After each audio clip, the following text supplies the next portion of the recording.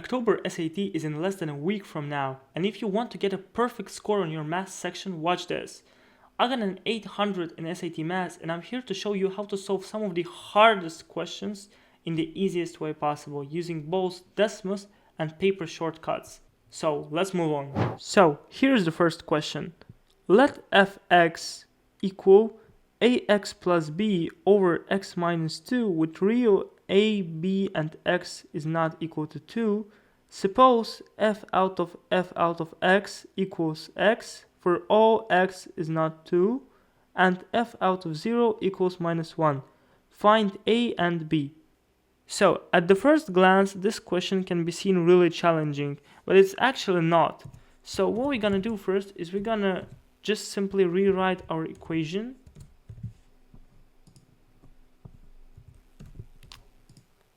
Next, we're gonna use regression here. So let's use the simple regression. We put this tilde sign for regression, and we use the square brackets.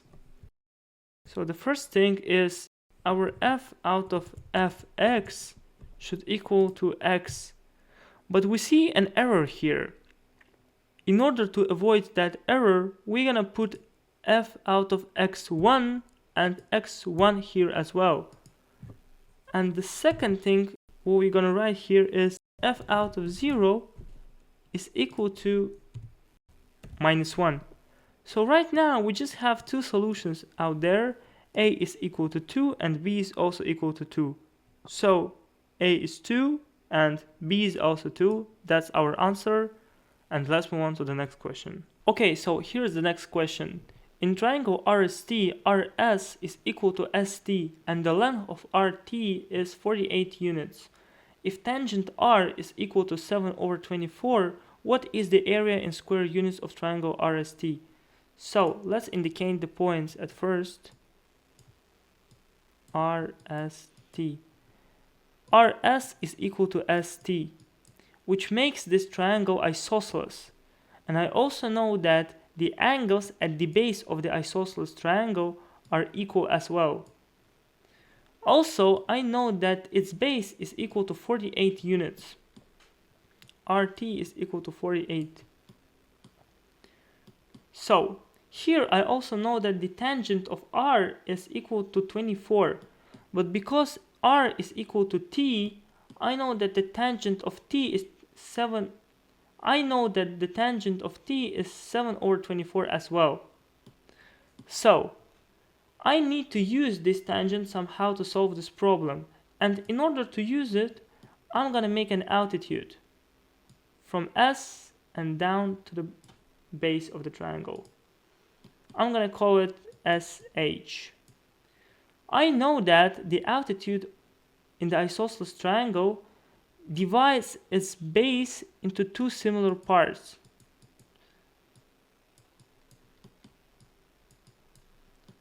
Also, the altitude makes the right triangle. So, here I have two right triangles. And I know that the tangent of R is SH over RH.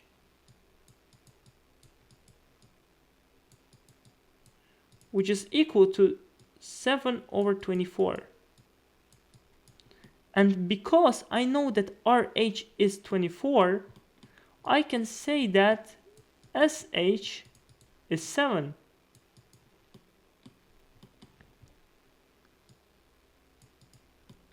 So the next thing what I'm gonna do is I'm gonna calculate its area.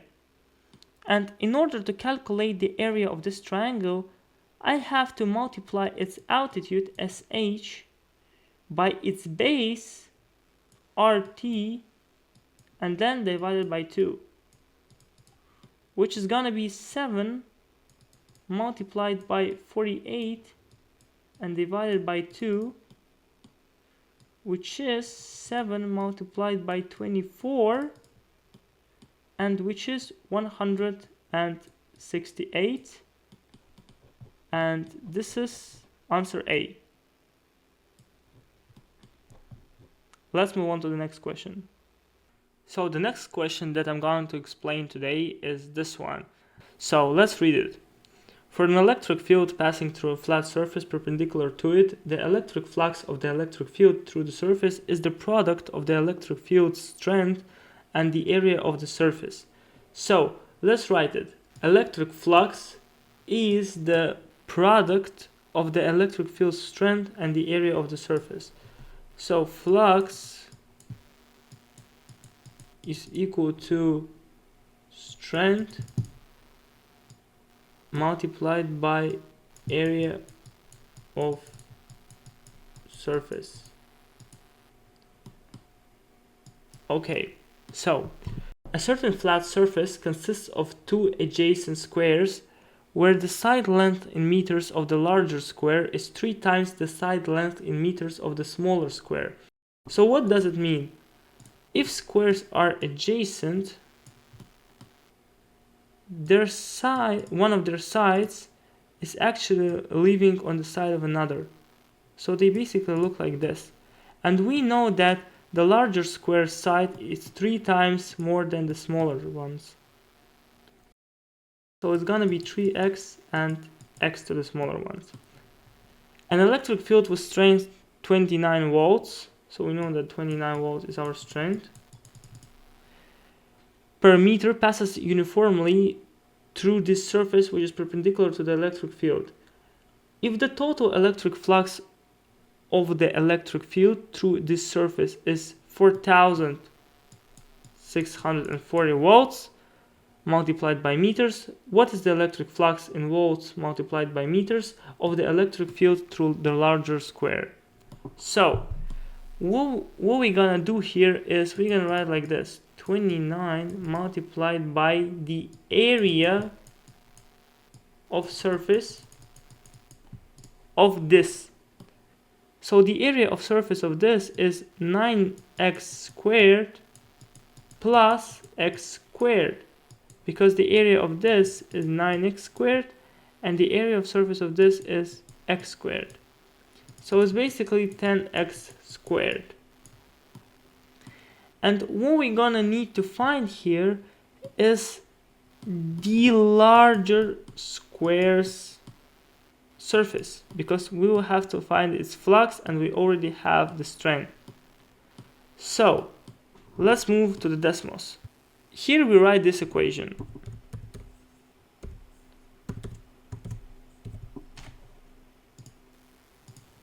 I'm gonna put the brackets.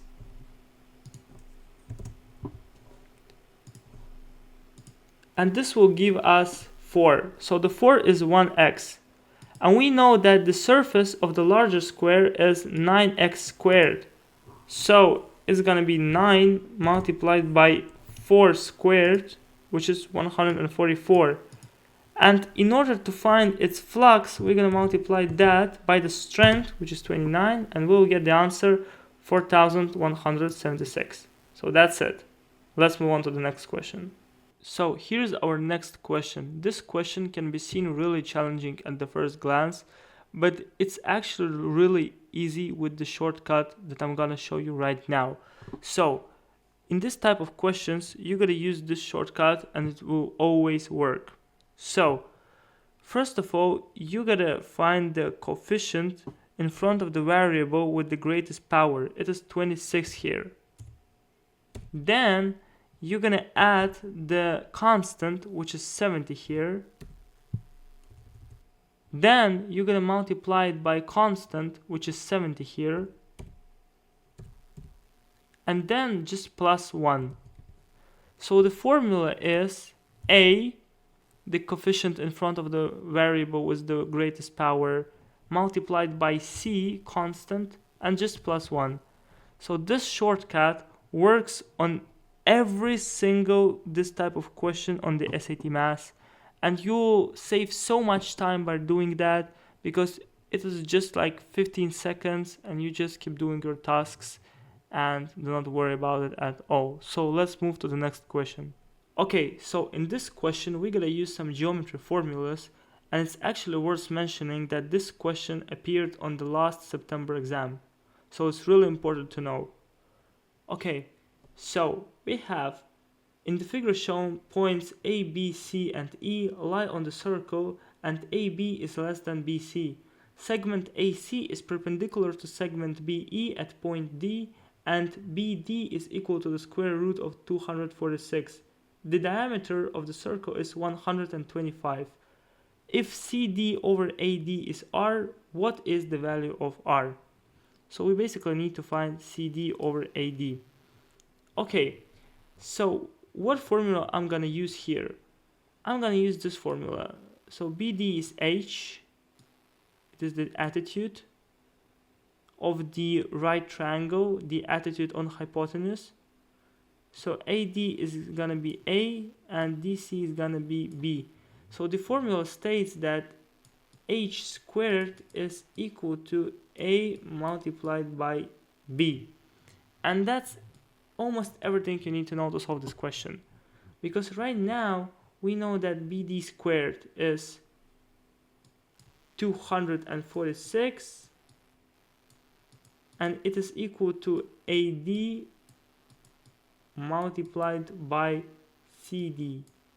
And the next step is we gotta understand that the diameter of the circle is 125 and the diameter is AC. So 125 is equal to AD plus CD. So let's move to the Desmos and use the regression to solve this question. So here we will use square brackets.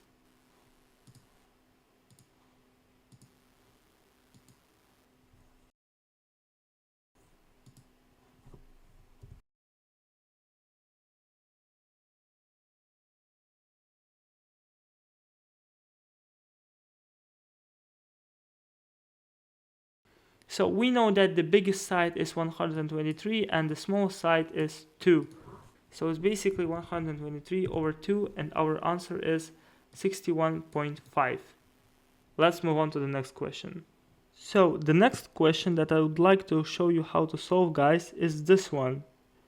It actually has a really fast shortcut. So you just find the number which is under the square root in one of the points and just divide it by 2 and you will get the answer, and this will be your answer, 167. But you can also do it by hand or by using Desmos, and I actually advise you to redo it if you have some free time on your module 2 left. But if you don't, just try to use this shortcut and you will probably have the right answer. In order to do it properly, we gotta substitute our points. So I substitute my 2 and I need to get 0. So it will be like this: 2 squared plus 2b plus c, and it equals to 0. So I can say that minus square root of 0 is actually equal to 0. So therefore this will also equal to 0. So this is 4 plus 2b plus c, and it equals to 0. So 2b plus c equals to minus 4. The next thing is what we're gonna do is we're gonna substitute the second point, and we'll get minus square root 0 plus 0 plus c equals to minus square root out of 334, and we see that our c is equal to 334. So c is equal to 334. Okay, so our c is 334, and what we're gonna do next is we're gonna substitute our c here to get the value of b. So 2b plus 334 equals minus 4. So 2b equal to minus 338, and b is gonna be minus 338 over 2, which is minus 169. And right now we need to substitute all of the constants that we found to our original equation. So it will be minus x squared minus 169 x and plus 334. And what we're gonna do here is we need to equalize this equation to 0. So we basically need to find the x-intercepts of this equation and pick the greatest one. So we have 167 and 2, and 167 is our answer. So it is basically same to the 334 divided by 2, but I strongly do not advise you to rely just on that. So let's move on to the next question. So this is the next question that I would like to explain today, and it contains perpendicular line. So let's first of all understand the slopes of perpendicular lines. So if two lines are perpendicular, the slope of the first line is going to be k, and the slope of the line which is perpendicular to this line is minus 1 over k. For example, it can be 5x plus 2 and minus 1 over 5x, whatever constant you like, that doesn't matter, plus 4, and these two lines are gonna be perpendicular, so they will form right angles in their intersections. So, okay, let's start solving this question. Lines K and L are perpendicular.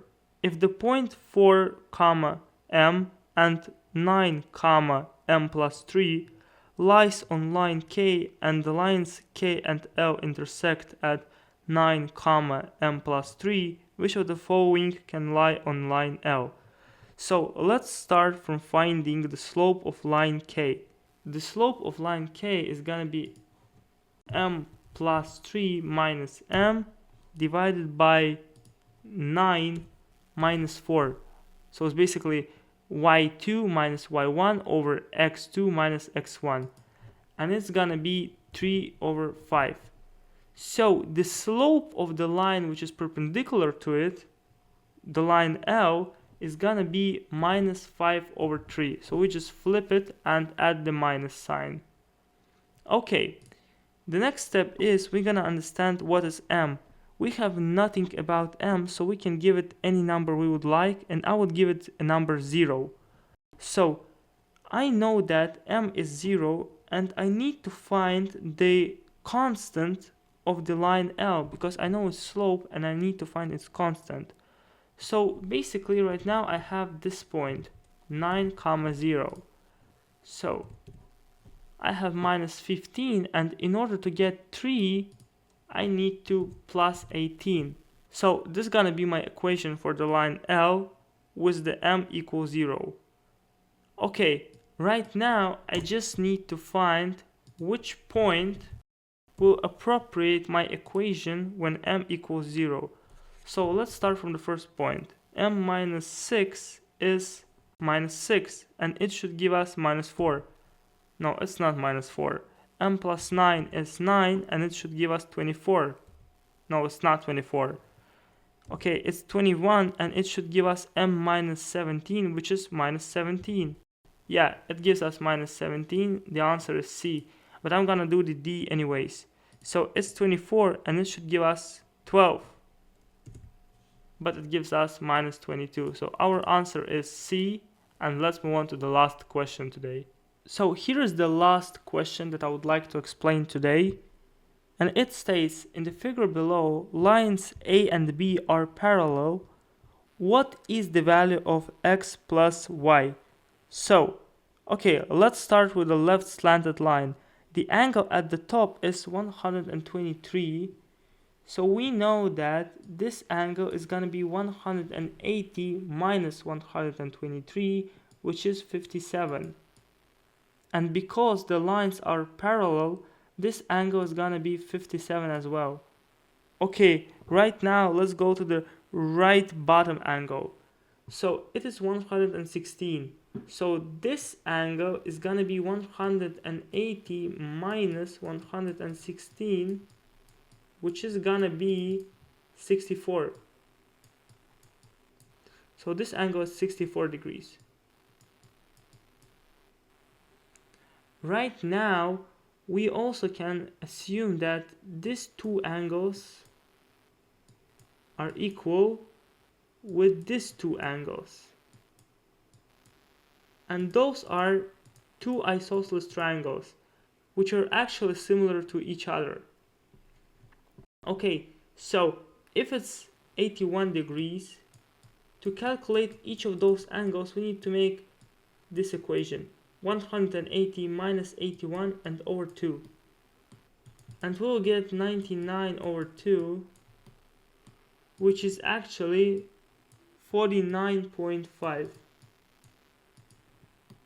Okay, so right now we know that this angle is 49.5 and this angle is 49.5. And to find x, we need to write 57 degrees minus 49.5, which is gonna be 7.5. And to find y, we're gonna write 64 degrees minus 49.5, which is gonna be 14.5. So their sum, x plus y, is gonna be 7.5 plus 14.5, which is 22. I hope you will be well on your exam. So thanks for watching and wish you the best.